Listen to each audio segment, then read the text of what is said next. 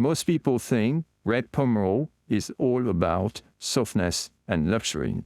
But once you see how the top wines from a single vintage evolve over 20 years, you will realize it's really about structure, precision, and patience. Pomerol was the appellation that first captured my heart and sparked my love for wine. As a novice, I found this unclassified right-bank region far more approachable than the rest of Bordeaux. What truly sets Pomerol apart is its terroir, a unique mix of blue clay and iron, producing Merlot-based wines with remarkable texture, depth, and aromatic intensity.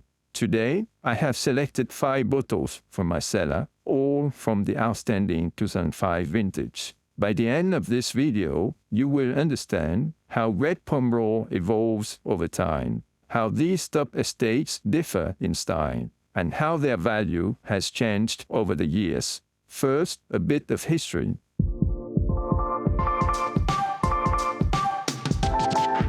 Pomerol's 800-hectare vineyard may seem small by Bordeaux standards, yet it has become one of the most sought-after appellations among wine lovers. Viticulture here likely dates back to Roman times, but Pomerol first gained wider recognition in 1270 with the founding of nearby Libourne under English rule.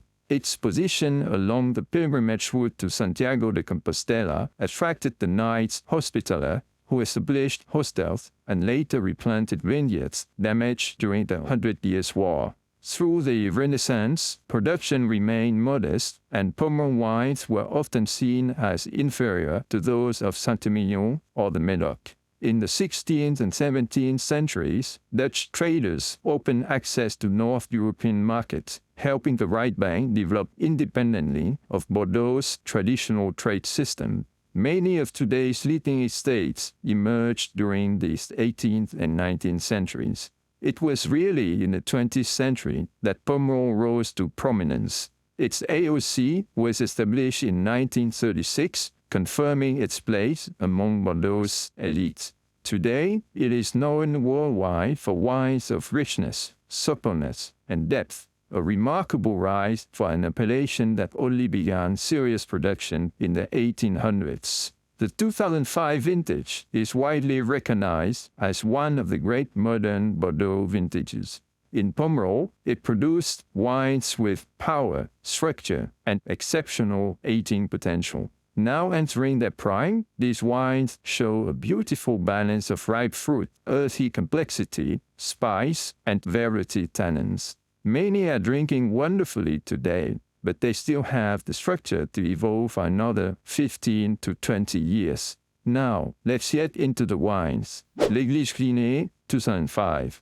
Among Pomerol's leading estates, the late Denis de Rantou stands out in my mind. After taking over l'Église Clinet in 1983, he elevated this 5.5-hectare estate to the very top of the appellation. His wines are deeply expressive of Pomerol, yet avoid the overripe, heavily oaked style often favored elsewhere. I bought this in 2015 for $280. It's now around $490. At 21 years old, this wine still feels incredibly alive. There's both intensity and control, rich, layered, and energetic with a freshness that keeps everything lifted. It hasn't reached its peak yet, which says a lot. I always find l'Église Clinet quietly compelling, a wine that reveals more each time you return to it. It's a blend of 85% Merlot and 15% Cabernet Franc. Vieux Château Certan, 2005. Vieux Château Certan, also known as VCC, was founded in the early 16th century by the Demey family, who came from Scotland. In 1924, it was acquired by Georges Tiampon, and today it is run by Alexandre Tiampon. The 14-hectare vineyard is a single block planted on clay, gravel, and sand, with iron-rich subsoil. The vines average around 50 years old. I bought this en primeur in 2006 for $130. It's now around $310. Now fully open, this is a beautifully balanced wine.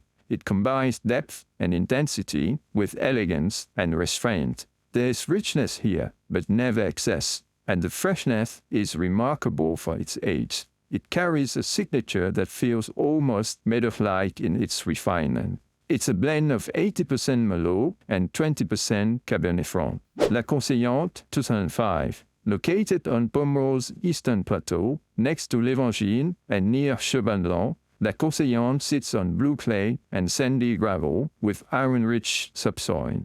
Named after Catherine Conseillante, who purchased the estate in the 1730s, it has remained in the same family since 1871. Since 2015, it has been led by winemaker Château. I bought this en primeur in 2006 for $105. It's now around $385.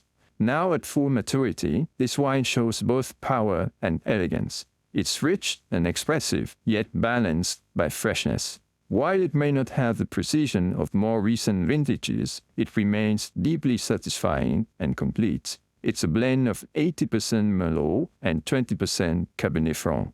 L'Évangile, 2005. Founded in 1741, l'Évangile took its current name in 1862. In 1990, the estate was acquired by the Rothschild family of Lafite, who took full control in 1999. The 22-hectare vineyard sits at the edge of the plateau, bordering Petrus and Cheval. I bought this en primeur in 2006 for $120. It's now around $360. This is a wine that marks a turning point for the estate. It combines structure with elegance, powerful yet composed. There is a real sense of balance and energy here, with a long, persistent finish. This vintage firmly re-established l'Évangile among Pomerol's top estates. It's a blend of 85% Merlot and 15% Cabernet Franc. Petrus, 2005. Petrus needs little introduction. Its 11.5-hectare vineyard sits at the highest point of the Pomerol Plateau, on a rare blue clay soil that is ideal for Merlot. While the estate dates back to 1770, its modern era began under Madame Lubar, who was the owner between 1925 and 1961. Full control was later consolidated by Jean-Pierre Moueix in 1969. The wine we know today reflects the work of Jean-Claude Vieux, who was winemaker between 1964 to 2008. And now his son Olivier has taken the responsibility of the winemaking. I bought this in 2014 for $2,100. It's now around $6,200. I haven't opened any of my 2005 Petrus bottles yet, but I had the opportunity to taste it at a dinner. It's still very closed, powerful, structured, and incredibly precise, but clearly not ready. A sleeping giant. It will need another 5 to 10 years to fully reveal itself. It's 100% Merlot. These are Pomerols I always enjoy sharing with friends and family, especially around food that naturally complements Merlot. They often spark great discussions about style, value, and how each estate expresses Pomerol differently. Regardless of price or reputation, these 5, to my palate, represent the benchmark of the appellation. To complete the picture, Château Lafleur and Château Trotanois are also among my favorites, although I don't have the 2005 vintage of them in my cellar. If this gave you a clearer view of how Greg Pomerol evolves and how these top estates really differ, feel free to subscribe. You will find more of my cellar insights and tasting notes over on Instagram. Massive thanks for watching today, and I will see you in the next one.